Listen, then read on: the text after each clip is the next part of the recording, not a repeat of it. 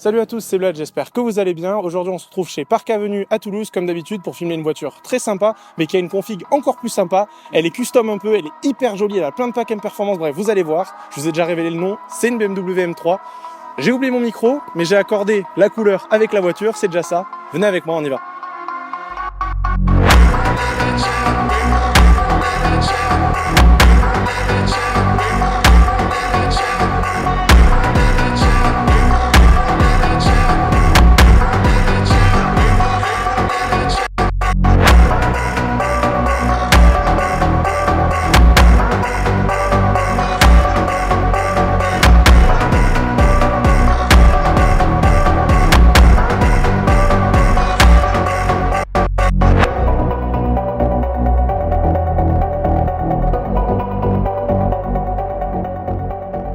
Je vous ai pas menti, vous le voyez, cette BMW M3, elle est vraiment sympa. Déjà, la peinture extérieure, c'est une folie. La config intérieure est très sympa aussi, assez atypique pour une M3, et elle a plein de petites options, notamment sur le ciel de toit. Je vous spoil rien, vous verrez. Et puis même globalement, je pense que la personne a pris le configurateur, qu'elle a appuyé partout et qu'elle s'est dit c'est bon, c'est nickel, j'ai ma voiture. Vous allez voir, elle est full de chez full. Sans plus attendre, on commence par l'avant. Je vous présente plus la face avant de la génération G80 chez BMW. Ici, sur la M3, ça ressemble totalement à la M4, puisque c'est littéralement la face avant de la M4 qui est reprise sur la M3. Série 3 qui de base a les haricots horizontaux, ici ils sont verticaux, littéralement les dents de castor. Je vous avais déjà dit sur la M4, ici même, que c'était une face avant qui m'avait plu de plus en plus, alors qu'au début j'étais vraiment sceptique. Mais ici c'est très sympa, d'autant que celle-ci a toutes les options possibles et inimaginables. Ça commence déjà par ce qu'on voit le plus, c'est feux. Ce sont les BMW laser, c'est une option qui finalement, étonnamment, est pas souvent prise sur des véhicules de ce style. BMW laser, ça veut dire feu matriciel, ça veut dire feu au laser, et on les reconnaît notamment avec la petite touche de bleu ici et les 3/4 d'Angelize, alors que normalement c'est juste un trait qui souligne les feux classiques. Et puis pour le reste de la face avant, eh bien on va avoir ici l'entrée d'air qui se retrouve en carbone. Ça, c'est également une option. Ici, au niveau de la calandre, vous avez le badge héritage, alors que celle-ci n'est pas une version héritage ou quoi que ce soit. C'est une option qui était disponible chez BMW entre 2022 et 2023, si jamais mes souvenirs sont bons. Et puis pour le reste, la calandre est classique, le petit logo M3 compétition, puisque pour rappel en France, nous n'avons que les versions compétition chez BMW, en tout cas ces dernières années. La calandre toujours avec les grilles très horizontales pour pouvoir contraster avec la verticalité de celle-ci. Le bas du pare-choc, c'est une espèce de lame un petit peu qui fait vraiment partie intégrante du pare-choc, avec un petit prolongement ici en noir brillant pour aller directement vers les entrées d'air là-bas. Mais franchement, c'est une face avant qui est hyper agressive, hyper jolie. Vraiment, je vous dis, au début j'étais hyper sceptique. Bah là j'adore, franchement c'est hyper énervé, surtout avec cette couleur qui donne des reflets incroyables également sur le capot. Regardez, ici vous avez deux petits renfoncements pour rappeler la calandre et des nervures hyper prononcées qui ici montent jusqu'au bout, mais là c'est vraiment hyper travaillé, c'est un truc de dingue. Le mat ça donne vraiment un aspect hyper intéressant puisque vous n'avez pas la brillance, etc., les nuances, non, là c'est brillant. Ou alors il n'y a pas de reflets, vraiment des contrastes de dingue, ça fait ressortir les lignes d'une manière folle et je trouve ça très très joli. Cette BMW M3, on va dire que le côté me plaît, mais vraiment beaucoup. Vous savez, j'adore Porsche. Ça, c'est ma marque de cœur, Porsche. Mais il y a quelque chose qui vient en second, ou en tout cas pas très loin derrière, c'est clairement BMW. Mais je vais quand même essayer de rester impartial. Ce côté, sur la M3, je trouve qu'il est vraiment réussi, et il est plus réussi, à mon sens, que sur la M4. Alors que franchement, en général, berline coupée, c'est plutôt les coupés qui gèrent. Mais là, c'est une dinguerie. Alors, comme d'habitude, la ligne BMW ici, qui est, encore une fois, encore plus visible sur cette peinture mate, qui vient tout le long, vraiment même jusqu'à l'arrière, et qui reprend sa source ici, de plus en plus forte sur la poignée, pour aller attraper les feux arrière qu'on ira voir juste après. Toujours beaucoup de galbe, beaucoup de creux, ici d'ailleurs avec le petit badge M3 compétition, cette fausse sortie d'air, qui donne vraiment un sacré pli ici, et un sacré pincement tout le long du bas de la portière. Mais là, c'est là où ça devient intéressant pour moi, et c'est là où elle est plus jolie que la M4, c'est que ici ça se pince, ça remonte, et là ça vient vers une portière qui est légèrement calbé, et par contre à des hanches, à des ailes arrière qui sont extrêmement bombées. Mais alors on pourrait se dire, base technique identique à la M4, pourquoi il y a une telle différence?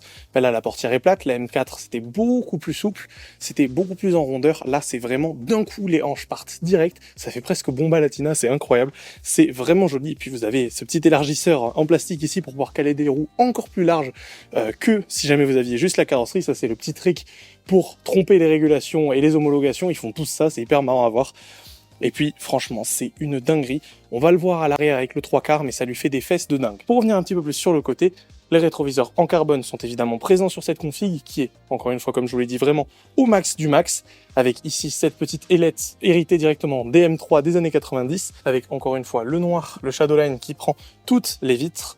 Et donc, vous connaissez la chanson, si vous suivez mes vidéos à propos de BMW, le traditionnel pan de Hofmeister ici, qui se découpe autour de la vitre arrière, et puis en haut, toit en carbone. Encore une fois, c'est une option, celle-ci en est équipée. Il prend vraiment tout le toit, et alors il est travaillé d'une manière mais absolument dingue. Vous avez deux nervures qui sont de plus en plus prononcées, de plus en plus pincées, qui font plus d'1 centimètre de haut et à peine moins d'1 centimètre de large, donc c'est vraiment pincé ici autour de l'aileron de requin, c'est vraiment magnifique. Si jamais on s'attarde aussi sur un autre détail que j'adore sur les BMW M3 et M4, ce sont ces jantes qui sont un petit peu ressemblantes à celles de la M8 que j'adore, mais vraiment, mais au plus haut point, qui sont magnifiques, légèrement diamantées ici, mais un petit peu foncées. Encore une fois, ça rappelle de vraiment énormément la couleur de la voiture, donc ça va hyper bien. Le reste est en noir brillant. Ici, le petit badge héritage, le petit logo M, qui est également présent, c'est hyper drôle, sur les valves de roue. Et puis derrière, les énormes freins qui ici sont en rouge. Si jamais ils étaient en céramique, ils seraient dorés. Bon, on n'en est pas au point de cette Clio V6 que je vous ai déjà présenté, qui a vraiment finalement un kit rajouté sur la voiture, donc on le voit vraiment avec ses extensions, mais ça donne presque cette impression quand même sur cette BMW M3. Je vous le disais, regardez-moi ces extensions presque d'ailes qui sont gigantesques et qui nous amènent, grâce également à cette ligne, vers cet arrière que je trouve, encore une fois, plus réussi que sur la BMW M4. J'apprécie vraiment beaucoup ces feux avec cette forme en L, typique de BMW depuis quelques années, avec ici les clignotants, etc.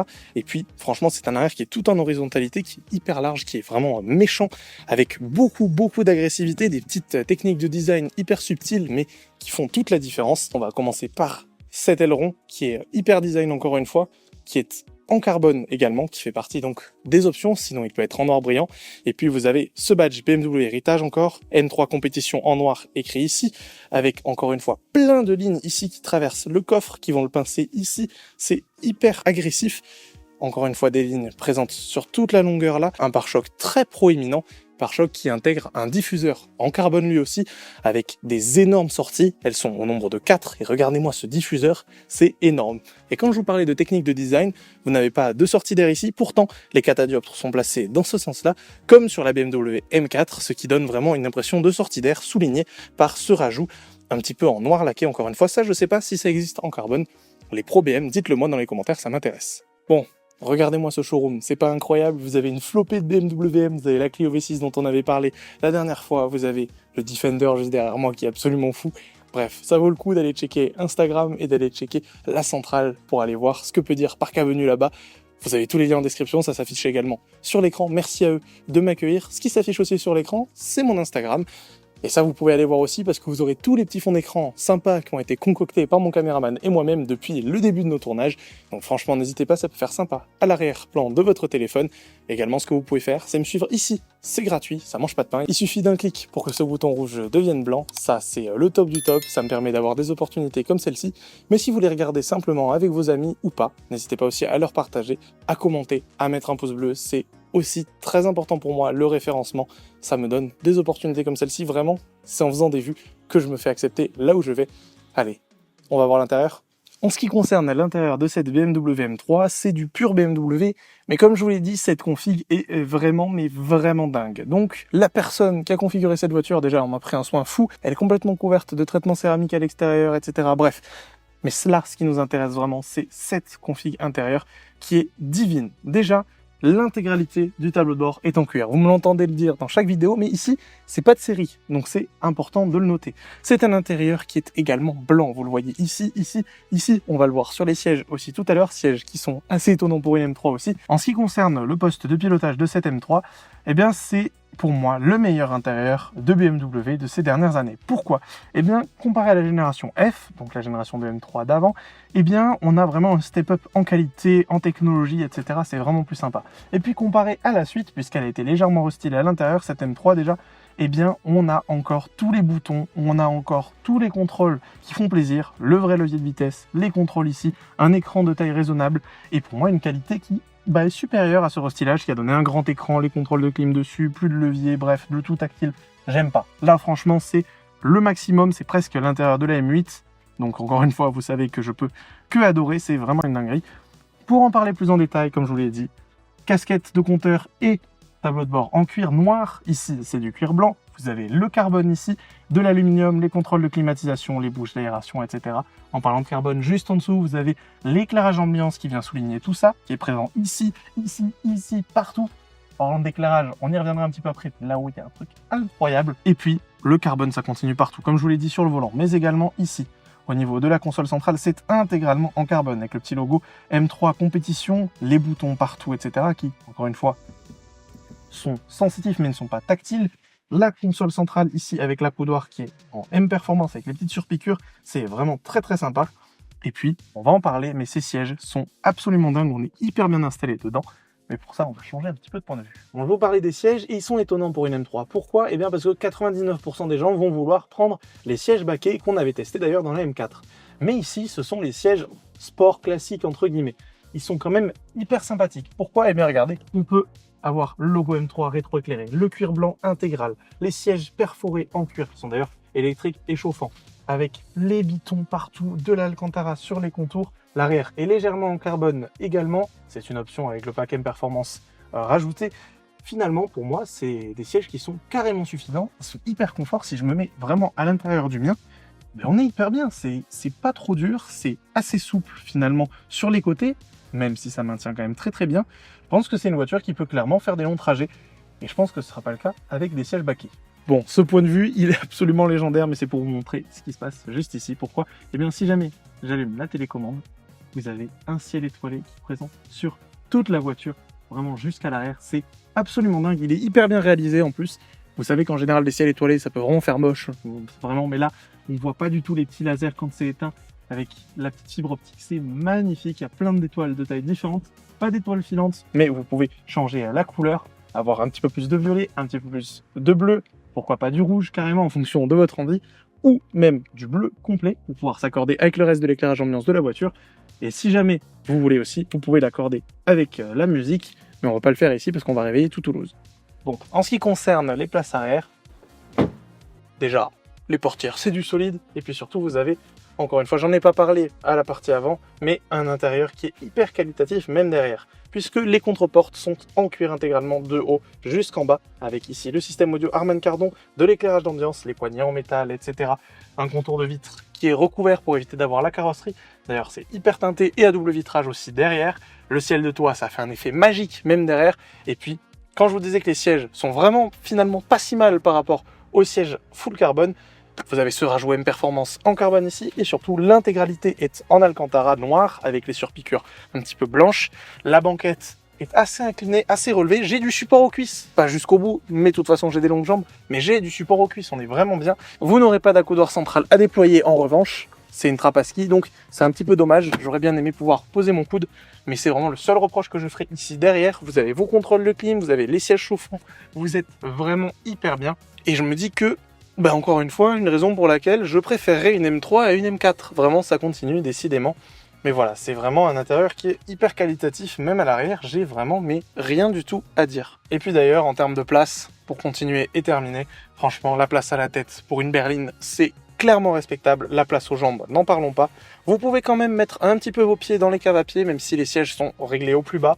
Donc franchement, c'est pas mal du tout. J'apprécie beaucoup cet intérieur. Bon, comme d'habitude, chez BMW, double impulsion pour déverrouiller complètement le capot, ça c'est génial, vous n'avez pas le petit loquet à aller chercher, vous pouvez simplement l'attraper de la sorte, et ça révèle le 600 lignes, tradition BMW, ici 510 chevaux en version compétition, couplé à la boîte ZF8, meilleure boîte automatique de l'histoire, vraiment une dinguerie.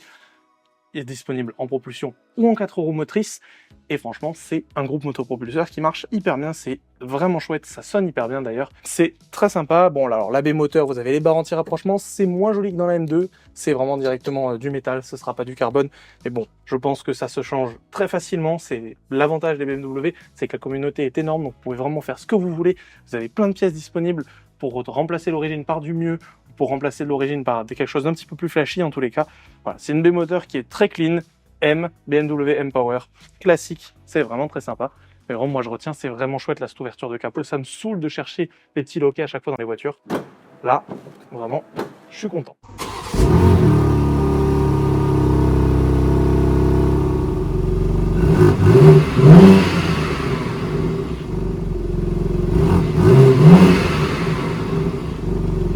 Elle vous plaît cette M3 ? À moi aussi. Malheureusement, j'ai pas les moyens. Mais si vous les avez, elle est en vente chez Parc Avenue à 105 000 €, moins de 30 000 km. Vraiment un très très bel exemplaire, très bien optionné. Et franchement, je pense que ça peut vraiment valoir le coup. Le propriétaire en a pris grand soin. Elle a vraiment les couvertures céramiques, les PPF, tout ce que vous voulez, vraiment nickel, aux petits oignons.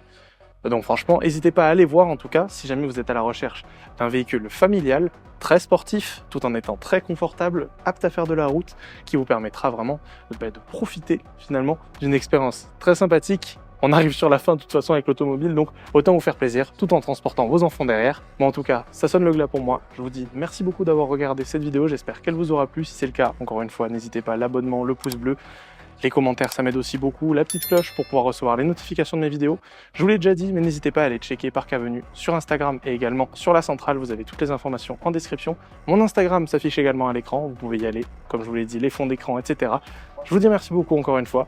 Merci à mon caméraman, merci à Parc Avenue, et à la prochaine. Allez, ciao.